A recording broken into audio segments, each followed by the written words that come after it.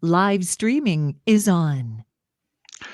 All right, good afternoon, everybody. This is Gavin McGuire, event trader here, and we are, of course, on a Tuesday afternoon at 1 p.m. East, 1:30 Eastern, welcoming in Brandon Mars, options trader, for the weekly options playbook discussion. So, without any further ado, Brandon, how are you doing today? I'm excellent. How are you, Gavin? I can't complain. Just slugging away, getting ready. Just kind of watching these markets, but definitely come to a halt here as we got through the lunch hour. I'd be curious to your thoughts on today's price action. Of course, we got PAL out tomorrow, so from my perspective, I think we're going to just see this activity dry up. I think that there is some positioning taking place in front of PAL, and that's kind of the early price action we saw. Not expecting too much from that, but I'd be curious as to what you're seeing over there, Brandon. You always have a pretty good feel on the markets. I know you've been driving with the calls here. I'm just wondering if that still is your line of attack right now, or is there something kind of nefarious that you're seeing? No, I don't think anything too nefarious. I mean, obviously, a lot of red out there. There's still some nice pockets of green out there. Target had some decent earnings, giving a little boost to some of the retailers. I mean, even got some of the higher growth, interest rate sensitive names like First Solar, Green. So there's some green kicking around out there, but plenty of red. I think it's kind of interesting if this big selling day with some of these moves. You've got a company like Nvidia. I mean, Nvidia is almost green. AMD comes out, or the report comes out that they're having trouble selling stuff over in China, and that's only down 1%. So nice bounces off the bottom here. I don't know if I want to jump in with a ton of calls here in the afternoon for the reasons you said with like Powell, ADP jobs report, but looks like we're trying to maybe hang in there. So, always a threat of a short squeeze with the market environment we're in. So, either that or we're literally just going to chop around and I'm going to bang my head against the wall for the rest of the afternoon. So, we'll see.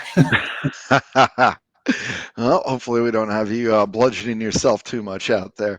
But Nasdaq, of course, you talk about that bounce that did come into that 20-day moving average there. Been pointing that out as being a likely testing spot for it. It's 17,911.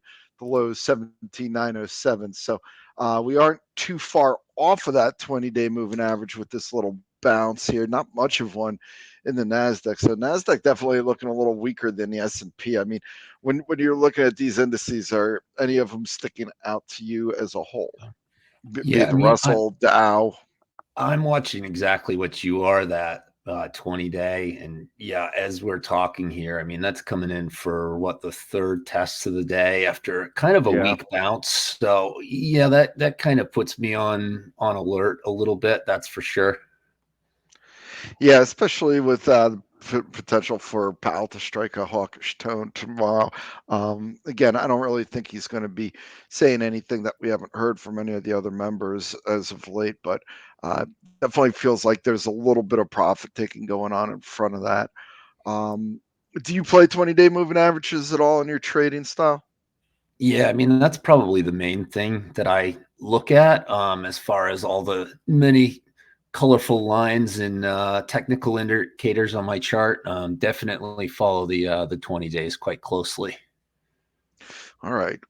So are you still in the mindset of working the calls, or are you starting to dabble a little bit more on the put side at this point? I did take that one quick put on AMD today. Again, at this point, I'm gonna sit here and watch and see what this does at this level, because just like you said, I mean, testing it the third time, that was a really weak bounce. So I think that does leave some vulnerability there. And just like you just said, I mean, there's probably plenty of people out there that have made some pretty good money, and you know, you got the jobs report coming up and you got Powell. So, there's probably not a lot of people that are just rushing in right now with these events coming up.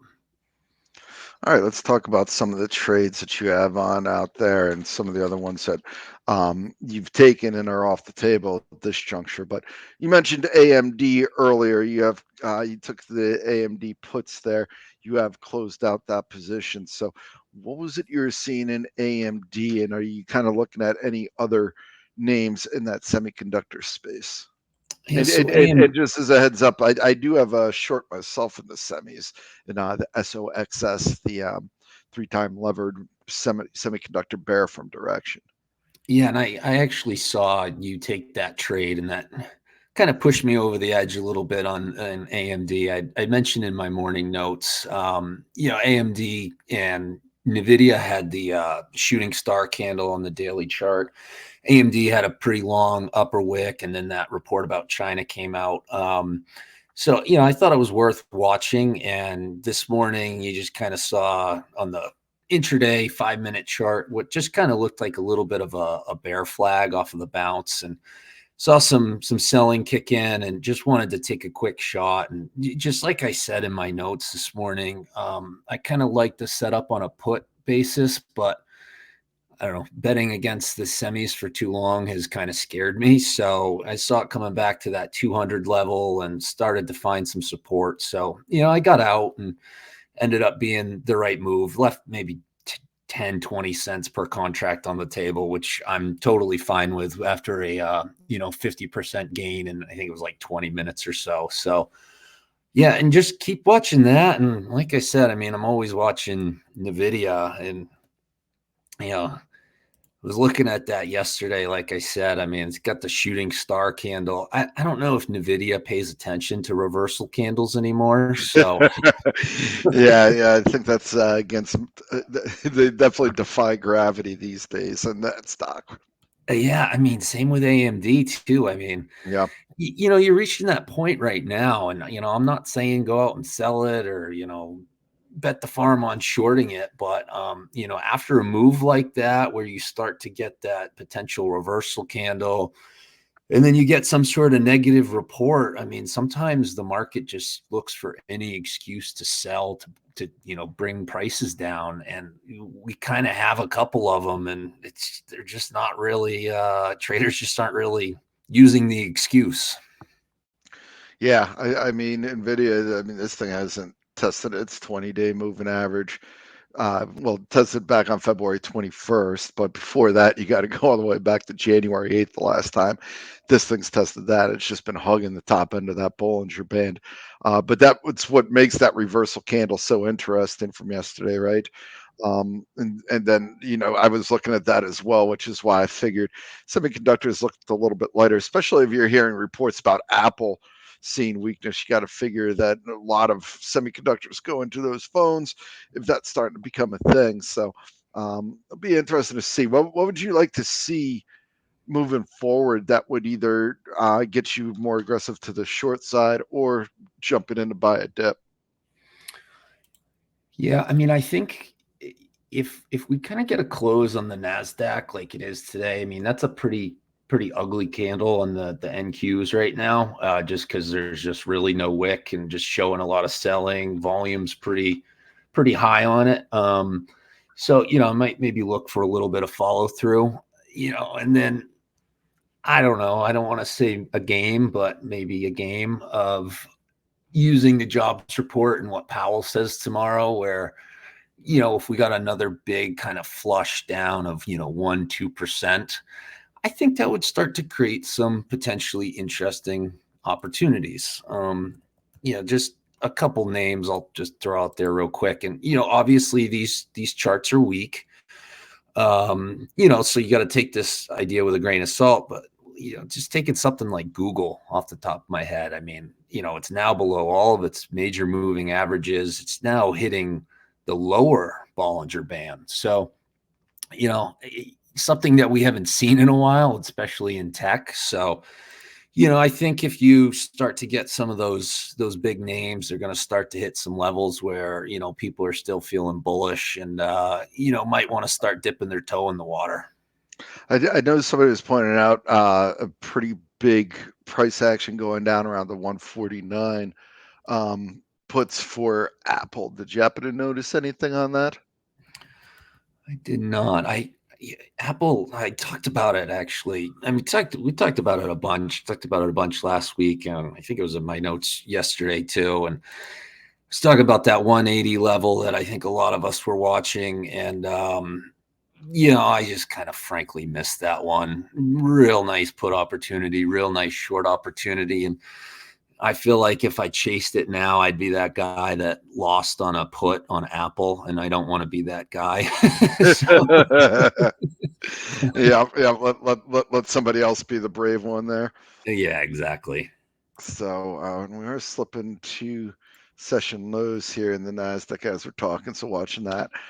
Get an alert too on Caterpillar. Actually, that's one's sliding down. That's everybody's been talking about the tech names and semiconductors running, but Caterpillar's had a pretty big run itself here over the last few weeks, and starting to see this one pull back down. So keep an eye out. Start seeing if some of this selling starts to spread a little bit. So you had the AMD puts there. Now the other play that you have on at the moment is Meta's still, well, you closed that, I should say. I apologize. Let's talk about Square then. That was another one that you closed, and then we'll go into the two live ones that you got right now. Yeah, so Square yesterday, I had it on my radar as a potential call. Obviously made a nice move after earnings. So I had it on my radar, and then saw a period where kind of got that hammer candle on some volume that I look for. Made a check to the 20-day intraday, and then made another check down. So it looked like a bottoming process. So jumped in with some calls. Actually was moved about a point for me, which was a decent little move. Was up about 30%. I frankly thought it was going to move up to like the 78.5 level. And unfortunately it just rolled over with the rest of the market. So ended up as a scratch. And I was just looking at the daily chart at the end of the day, and it was just a big old red solid candle. And I was like, you know what, maybe this isn't one to carry over. So just got out of it with a scratch, and that's remained heavy too. I mean, now that 20-day and maybe that post earnings gap is going to come into play if the market remains heavy. Well, that's something to watch too. I mean, I had missed this chart, but one of the things that I was pointing out, with Target being the latest one, we've seen countless numbers of pops in the market, and then forming that island, right, where it's holding the gains, not dropping to lows, and we haven't seen too many people give. I'm not sure if we've seen anybody give up their gains, but this Square is pretty interesting. In fact, that this seems like one of the first ones that is in jeopardy of losing that post earnings reaction, which would be, could start a cascade in some other names that have seen similar pops. So definitely will continue to watch this. You're closed out of it now. Is there anything that would get you back involved? Yeah, I mean, maybe a move down to that 20-day, or if we saw some sort of wick coming in on today's candle. I mean, it's not really a little bounce, but it's already back under that key 75 area. So, at this point, like you said, that little island, I think, is in jeopardy of not holding. So, kind of just gonna watch this one. It's not one I trade a ton, so just kind of saw an opportunity from the post earnings. But for now, it's probably just kind of on my B list to see what happens. Okay. You are involved with Meta platforms, right? Talked about some of the news that was coming out. I know there's some talks of outages there. Obviously, one of the strongest names. You could see what we're talking about too with Meta on that island where it had that pop back on February 1st following earnings. The lows for this island 453, still well above that. We haven't even come into test 20, but this would be another name that would fit that island watch there. So what is it that that in Meta you currently have calls on that, correct? Or did you buy? Correct. So what would get you to either load up more on the calls or to kind of ditch the play? Yeah, so like you were saying again, got that island, but Meta's island's kind of looking a little different here as it just kind of, again, a little bit of that like NVIDIA feel where it just kind of keeps climbing and climbing. And, there it is kind of playing around with that 500 level. So, again, just always on my radar because it has been a strong stock. And I was watching it today and, it started to make a bounce off of the 488 level. And, as I was watching it, all of a sudden I saw a spike in volume, a couple 5-minute candles right around the start of the lunch hour, volume about the 200,000 shares traded range. So a nice little spike. That's what got me intrigued. And then at that same time, I was looking at the market and, we did make a little bit of a bounce here at the beginning of the lunch hour. So wanted to play that bounce a little bit. And I saw that volume in Meta. I did see the information on the outages. And then looking at the option chain, saw a couple of decent chunks coming in. Somebody bought like 400 calls. And then somebody bought a chunk of like 600 calls pretty quick. So I didn't know if something was going on, but I was intrigued by it. So I, kind of used that as my bounce candidate. And, unfortunately, as we've been talking, the bounce has not only fizzled, but brought us back under that 20-day that we talked about. Yeah. Yeah. So we'll be watching it for Meta as well. Now, Oracle's another name that you have on there, just about a week away from their earnings report here, ORCL. This one's been straddling that 200-day moving average for the last couple of weeks here. Today, really, you got that convergence, right, between the 50 down at 110 and the 20 up at that 112, 50 area, with the 200 line right in the middle of that. So it's just kind of bouncing in between those. So is there something in particular you're looking at in terms of maybe a breakout from that? Yeah, so those kind of that cluster of moving averages is usually something that I actually try to avoid, generally speaking, just because when you're playing options, you obviously want to have as few things getting in the way of a potential breakout or breakdown.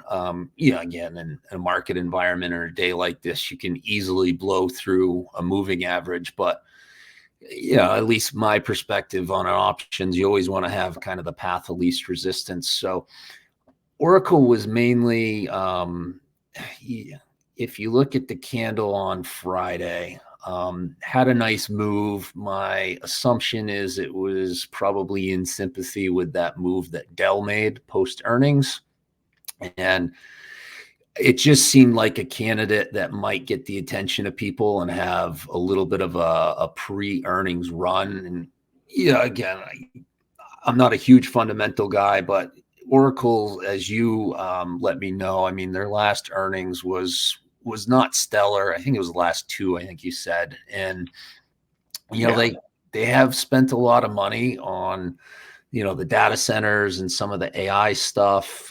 Maybe some of that stuff comes to fruition. And just seems like with some of the other earnings reports that we've seen out there and some of the spending that they've done, just doesn't seem like it would be terrible. I don't know. Maybe it won't blow you away, but it just seemed like there were a lot of catalysts there. The low bar for it, right? Falling too far. A low bar, and after seeing a company like Dell, I think it ended up moving 30%. I mean, a pretty crazy number for an old tech company.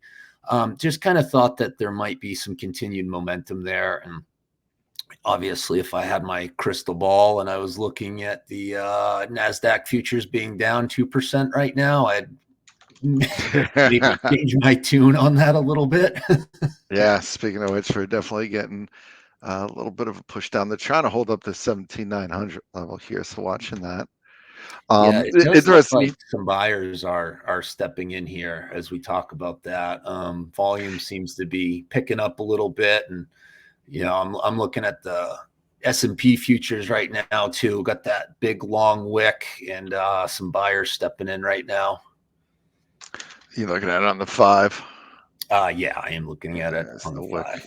talking about. Circling back to Dell real quick.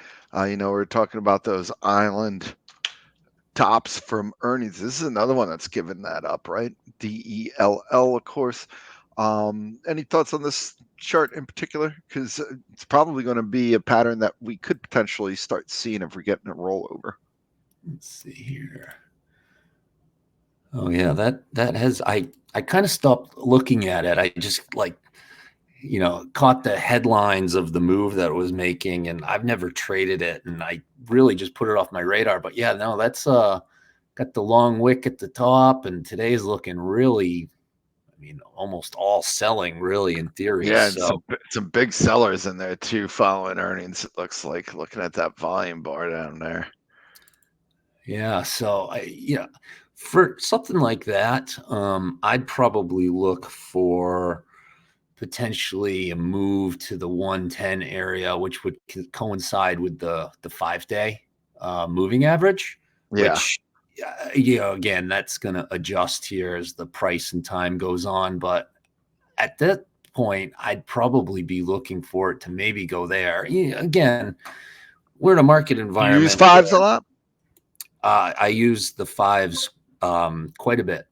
Okay. So the 5 and 10, I've talked about this one before, but the market maker guy that I learned from, he used to tell me that one of the main things that they would look for is 5 and 10 days crossing above and below each other.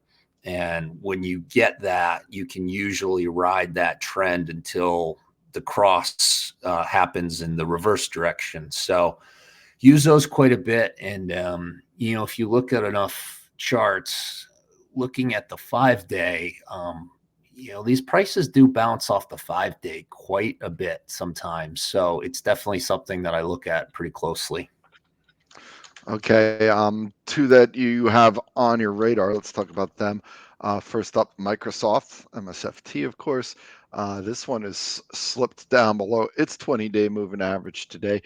Most significant breakdown below that since February 16th, when we had that bout coming down to the lower end of the Bollinger Band. That 400 psych coming into play. You also got the 50-day moving average down at 396, lower end of the Bollinger Band at 399. So some significant support coming in. So what was it that you were looking at in Microsoft that caught your attention? And does today's move push you in one direction or the other? Yeah, Microsoft's a pretty good example of something that can quickly come off of my list. And the reason is, I was looking at this.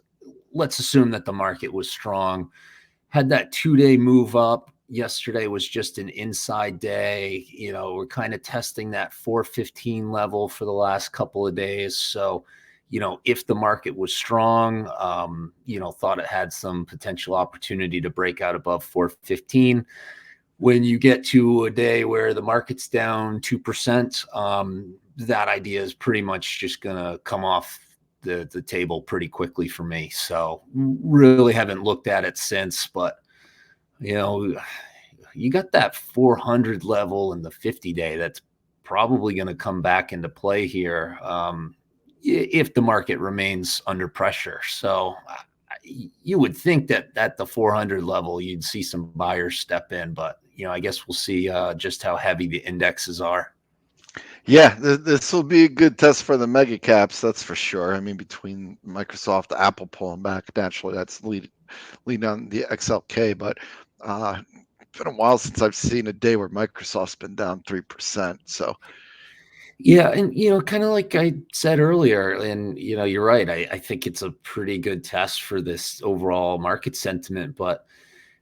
And yeah, granted, we've had a run, and if we got a 5-10% pullback, it probably wouldn't be the worst thing. But it's like you just said. How many people out there are saying, "Boy, I haven't seen Microsoft down 3% in the last year.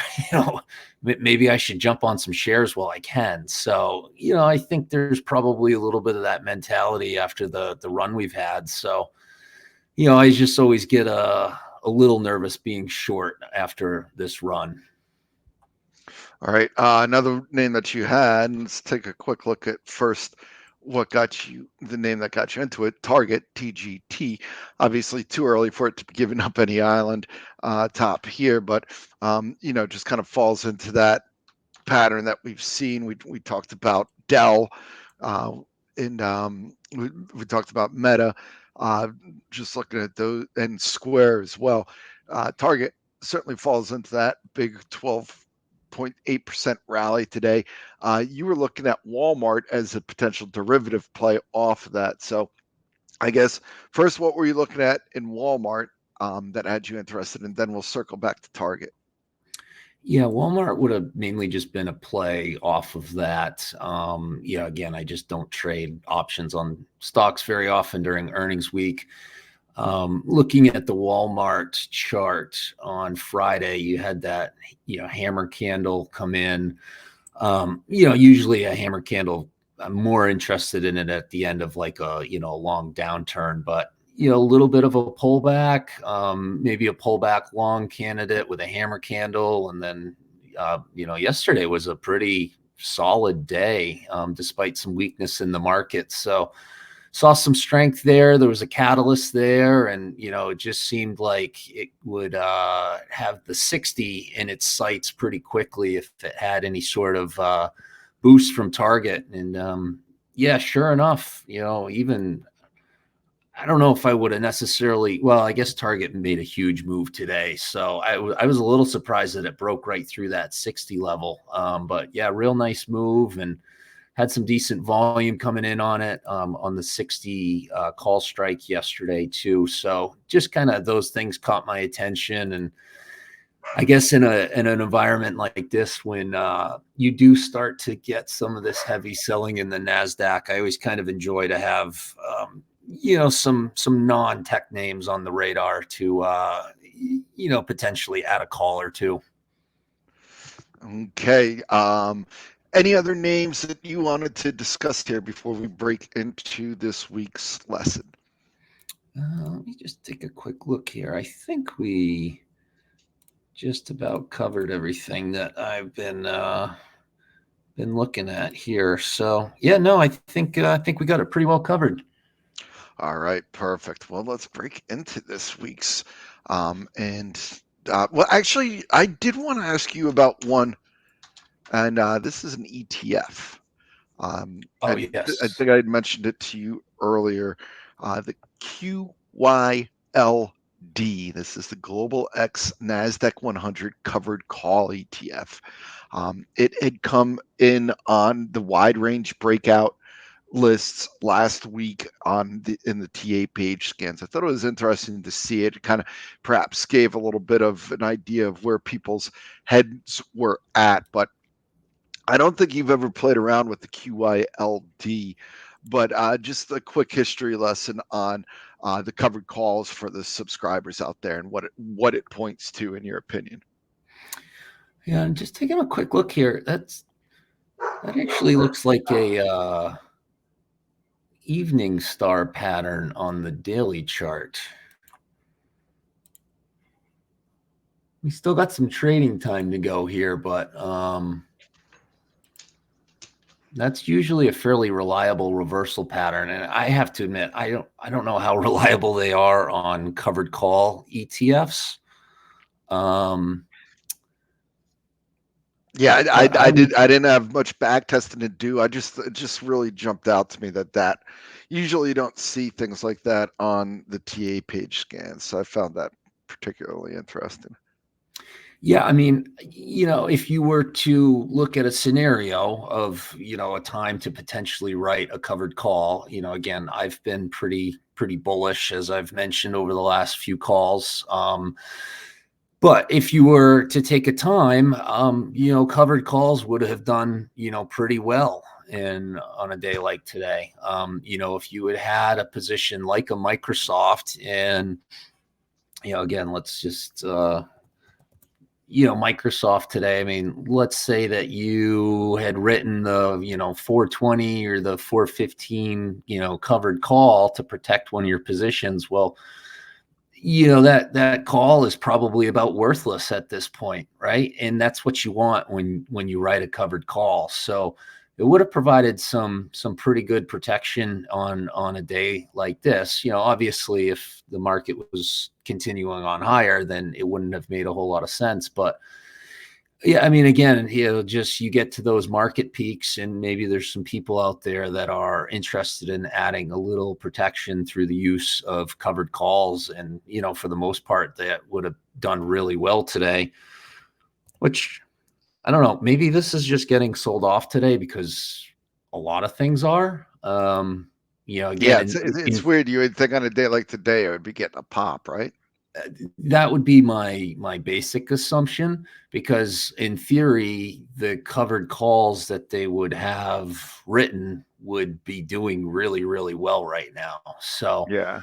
maybe it's just getting thrown out with the rest of them. But yeah, that is interesting that you would assume that it would have some sort of I don't know, who knows? Maybe they wrote covered calls on Target or something in there. I Yeah, don't know. right. And they're just closing them all out at this point, right? And just banking Yeah. those profits, which very well could be it. But again, interesting move even on that perspective. I mean, just taking a look, right? The last time we had big price action going on here would have been that week of February 16th through the 20th. I'm just trying to think what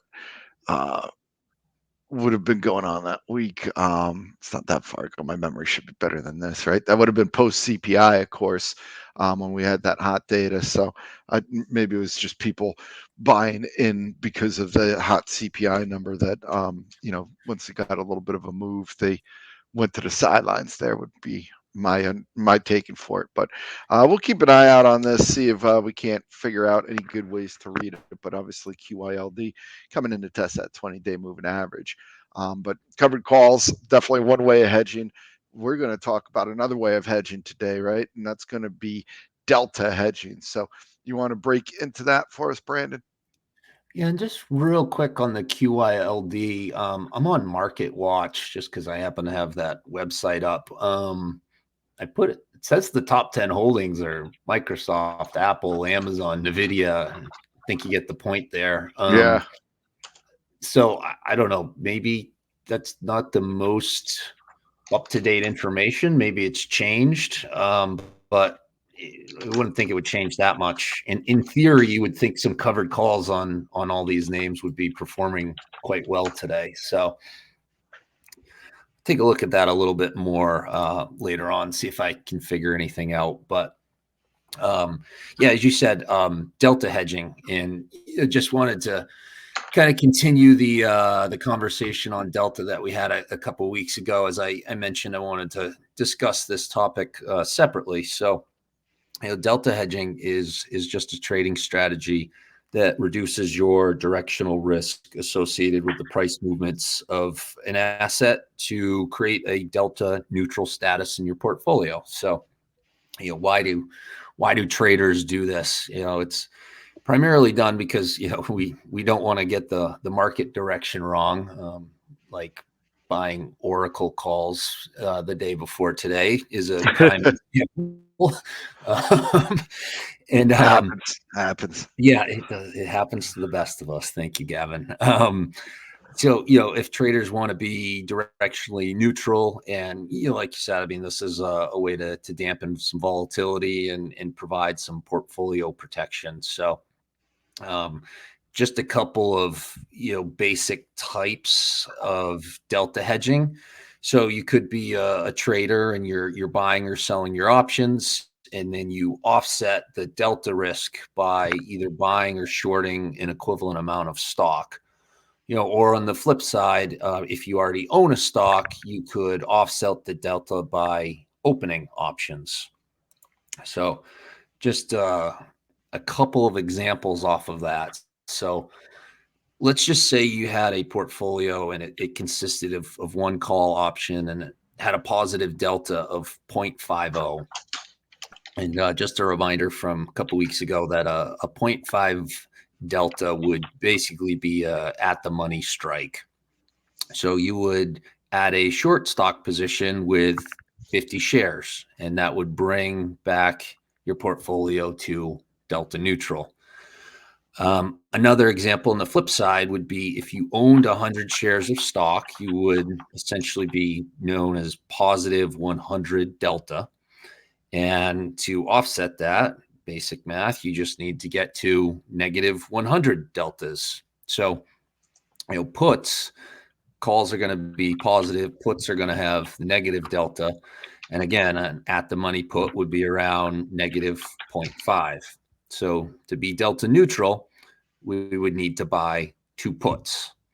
So just to go over the basic math, this is again just the basic math of options contracts. So each options contract represents 100 shares. So times that by negative 0.5, or excuse me, negative 0.5 times the 2 contracts times 100 shares, that would give you your negative 100 deltas.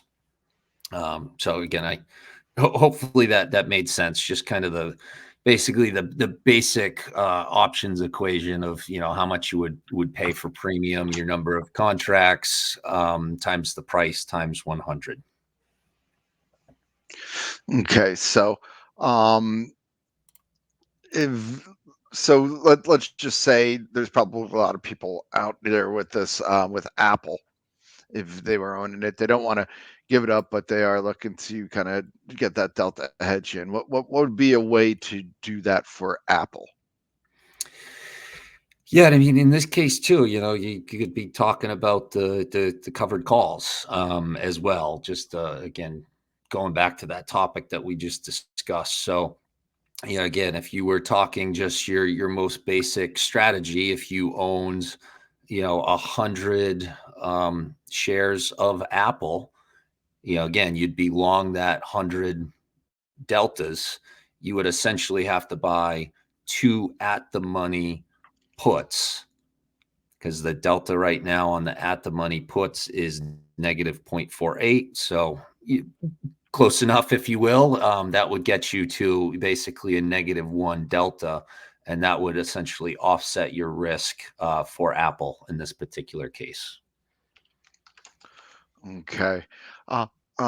So there's 2 examples or that you provided. So, and how would you go in if you're just looking at your portfolio? How would you decide if you're, delta neutral? Is what would be some of your plans for attacking that, Brandon, if you felt that there was a rollover coming in the broader markets? Yeah, and that was kind of one of the reasons that I wanted to talk about this was, I had mentioned it a couple weeks ago. I wanted to make sure I followed up, and then I also kind of like you just said, with this rollover in the market environment that we've had, I think this is one of those times where sometimes we have a tendency to get out over our skis. So thought that this might be a good time to have this conversation. So when it comes to stocks, I mean, a little bit easier. You could just quickly run an analysis of longs versus shorts, what your basic portfolio looks like. But, on the options front, really you can just go in and you can take all of your options that you have in your account and you can just look at the options chain, and, many of them in your brokerage account should list what the delta is. And, you can just get an overall number. And, I've talked about this on a few different topics before, where knowing these things and how to use them, I think is smart at the end of the day too, without even looking at delta. We could probably look at our portfolio and say, oh boy, I have 15 different call options open right now. Maybe I'm a little bit skewed and you don't even need to use delta. But if you wanted to kind of learn the options world a little bit further and some of the terms, it might be a good exercise to just kind of know where you are, at a potential, I hesitate to say potential turning point in the market, a potential turning point today. We'll use today only and see what the rest of the week brings. Well, I mean, look, it's not a surprise that there are people that are very bearish on this rally. always throw around the term most hated rally ever. It feels like every rally gets tagged with that tagline there. But so this is something that at the very least to be aware of if you're looking for ways to protect your portfolio. So, I guess the question is, Brandon, how do you go about picking the strikes for this in order to protect yourself? Are you looking at where you think that the stock could fall to, or are you just kind of looking to go in the money and therefore, being able to take advantage of moves that go in your direction?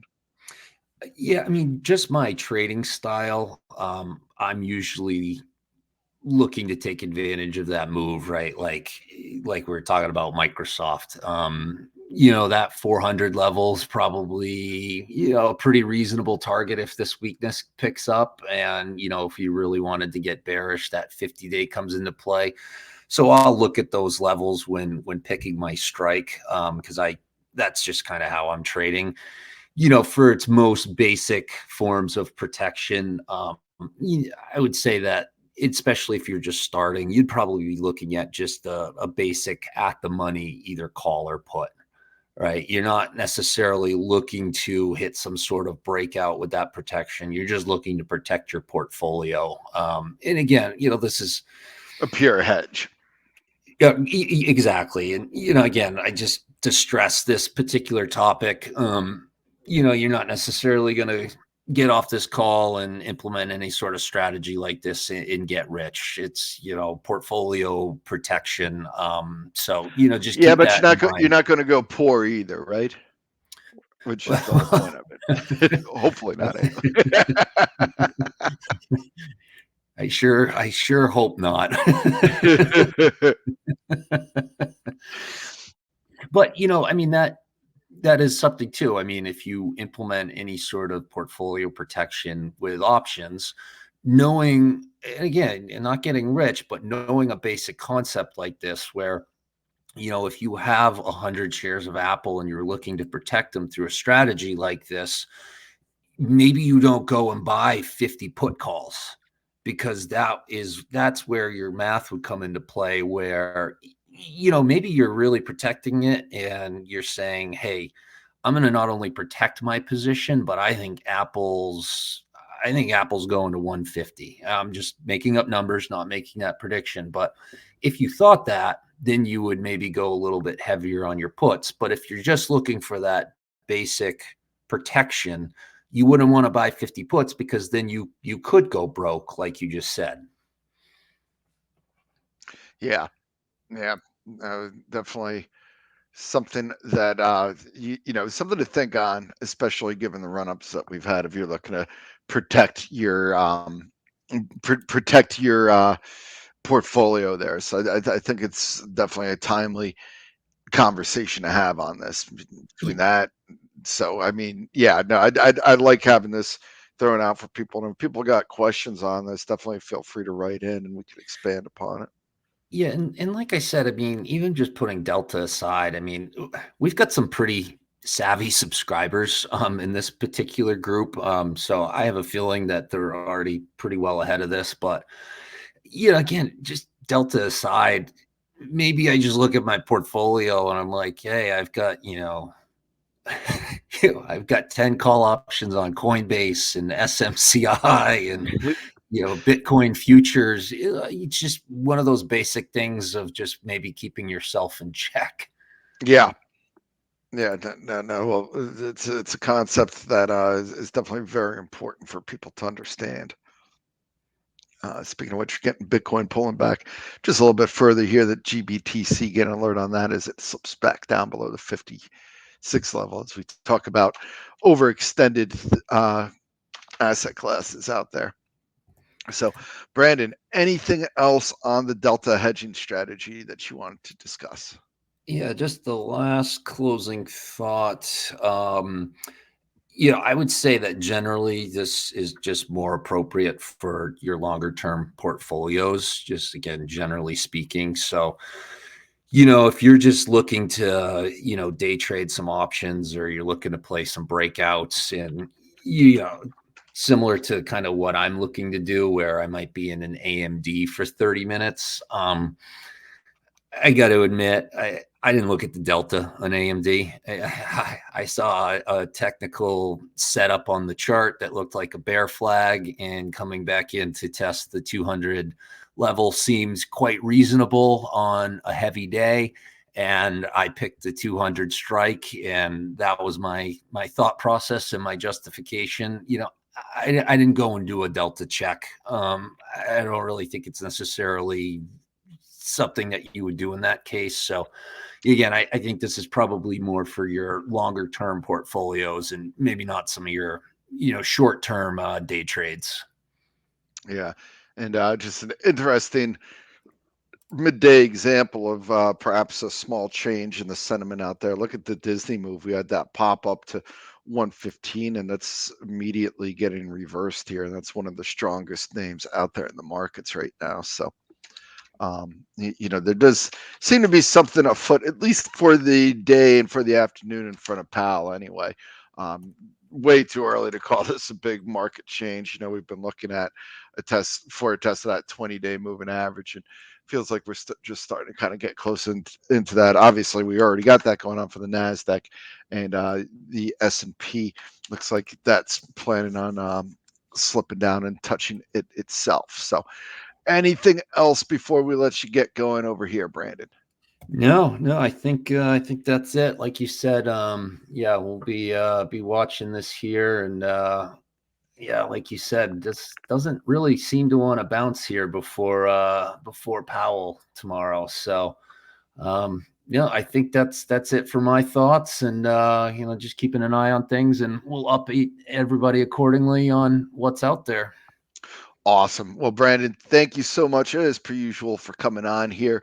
I look forward to keeping an eye out on your trades, and we'll pull you back in if we see anything that we need some instant chatter about. All right, sounds good. I appreciate it, Gavin. All right, talk to you later, Brandon. All right, we're gonna just shut down audio again real quick, and I'll start to stream here shortly, and take a look at some of this late afternoon market action.